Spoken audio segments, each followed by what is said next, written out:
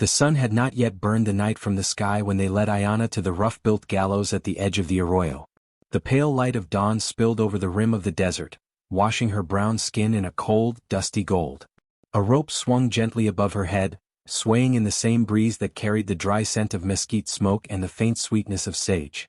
The platform beneath her boots was old pine, cracked and warped, creaking when she shifted her weight. She did not shift often. She stood straight, her wrists bound before her, her chin raised as though she were facing an equal in battle, not the judgment of her own blood.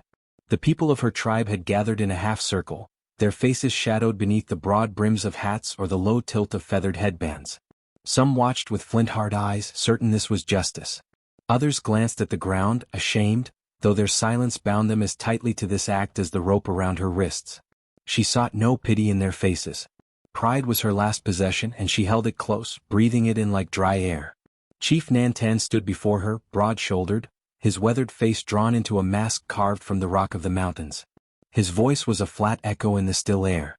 She had defied him, refused an arranged union meant to tie her family to another. Worse, she had struck the man who sought to claim her, leaving him with a thin scar down his cheek. The sentence was final. The words of her guilt carried no tremor, only the certainty of a law older than she could remember. When Nantan's gaze met hers, she saw nothing but the cold fire of tradition. "By the ways of our fathers," he said, "you will hang for your defiance." Around them the murmurs rose, soft, cruel, curious. Ayana's breath was steady, but inside her chest, her heart beat slow and deliberate, each thump like the toll of a drum in some far-off canyon. She did not look away. If they meant to take her breath, she would not give them the satisfaction of taking her dignity first. Near the edge of the crowd, a man shifted his stance. His hat brim was low, shading most of his face, but the wind caught the line of his jaw and the short beard along it. He stood apart from the others, tall, broad-shouldered, with a quiet weight about him that made space where he stood feel still. His eyes, narrowed against the light, fixed on her as though seeing more than the scene in front of them. Silas Boone did not speak until the chief raised a hand to signal the end. The rope above her head creaked once in the breeze. "I'll take her." His voice was steady, low, not carrying the fever of an outburst, but the quiet ring of a man stating a fact. The murmurs turned sharp, cutting across the circle. Nantan's hand paused mid-air, and his eyes narrowed toward the speaker. "She is condemned," the chief said, his words like stones. "I'll marry her," Silas replied, still not raising his tone. "You'll have the barter honored, her life in trade for my name." Gasps and sharp whispers broke out. Some laughed short and mean. Others frowned, uncertain whether to take him at his word. Silas did not flinch beneath their scrutiny. Nantan studied him for a long moment. The old law allowed such a bargain. It had been rarely used for it was a binding claim, one that shifted shame and honor alike to the one making it. "You will take her as wife, no other claim?" Nantan asked. Silas nodded once. "As wife." The chief's gaze cut to Ayana as though seeking in her face the measure of her will. She met his stare and though her jaw clenched she gave no word. Silence was consent enough in this place. Nantan lowered his hand. "Untie her," he ordered. The rope fell slack from her wrists, leaving red impressions across her skin. She rubbed at them once, then stopped when she saw Silas watching her. He offered no smile, no false comfort, only his hand, calloused and sun-browned. After a hesitation, she took it, not for trust but for balance as she stepped down from the gallows. The crowd parted reluctantly, their stares clinging to her like burrs in cloth. They reached his horse, a bay mare with a black mane that tossed in the morning wind. Without asking, Silas mounted and offered her a hand up behind him. She placed her palm in his, swung up and settled with space between them. His back was broad beneath his faded coat, the leather worn at the seams. The mare started forward at a slow, even pace, hooves knocking softly against packed earth. The silence between them felt thick, yet not hostile. She could feel the heat from his back through her clothes, the subtle shift of his muscles with each turn of the trail. She did not ask why he had done what he'd done. He did not explain. The desert opened before them, rolling stretches of pale sand, dotted with low sagebrush, the distant line of mountains softened by the haze of morning. Hours passed with only the sound of wind and hoofbeats. When the sun leaned toward its zenith, they came upon a narrow creek, its water clear enough to show the rounded stones beneath. Silas dismounted, tying the mare to a cottonwood. "We'll rest here," he said, his voice still even as if this day were no different from any other. She slid down, her legs stiff from riding. He offered her a canteen. She took it without thanks, drinking in slow swallows, watching him over the rim. His face was shadowed by the brim of his hat, but she saw the set of his mouth, neither hard nor soft. He gathered a few dry branches, struck a match, and coaxed a small fire to life. She sat across from him, her wrists resting lightly on her knees, the rope marks still red. He glanced at them once, then looked away, busying himself with a strip of jerky. "Eat," he said, holding it out to her. She hesitated before taking it, the smoky salt taste grounding her more than she expected. The coyotes called far off as the sun slid lower, turning the creek to a ribbon of gold. They did not speak much that night. When the fire burned low, he took off his coat and draped it over her shoulders. "It'll get colder before morning," he said simply.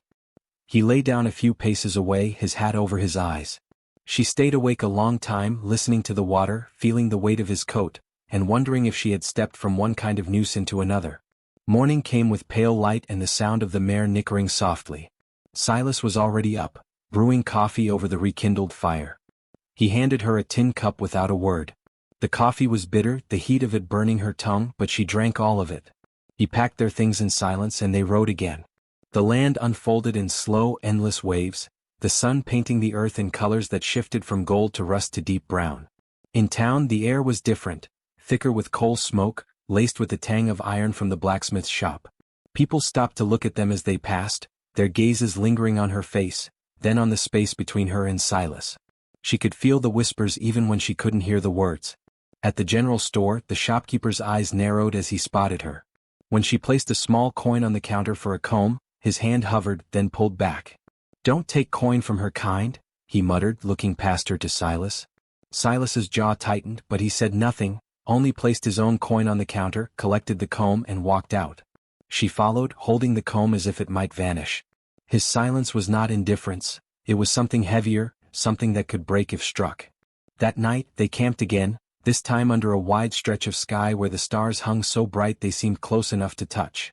She brushed the mare's mane while he mended a strap. The rhythm of small tasks made the air between them less sharp. Once, when she passed him the needle, their fingers brushed and he looked up at her, not long, not with a smile, but with something she could not name. It was only days later that a rider came, the dust plume announcing him before the sound of hooves. He was from her tribe, wearing the beadwork of Nanton's people. He carried a message. She could return if she would submit to the marriage she had once refused. The man spoke without judgment, but the weight of the offer pressed into her chest. Silas stood by the corral, his hands on the reins of a restless colt, pretending to busy himself. His stillness betrayed the listening. The choice was hers, but neither path felt like freedom.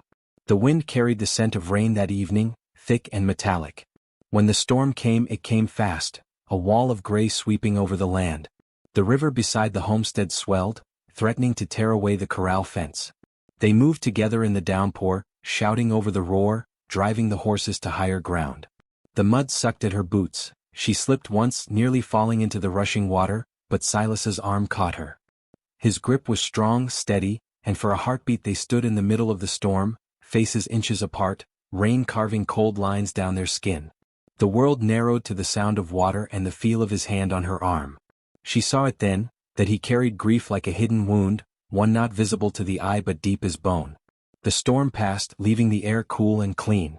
They were still holding on when the sky cleared, and neither was first to let go.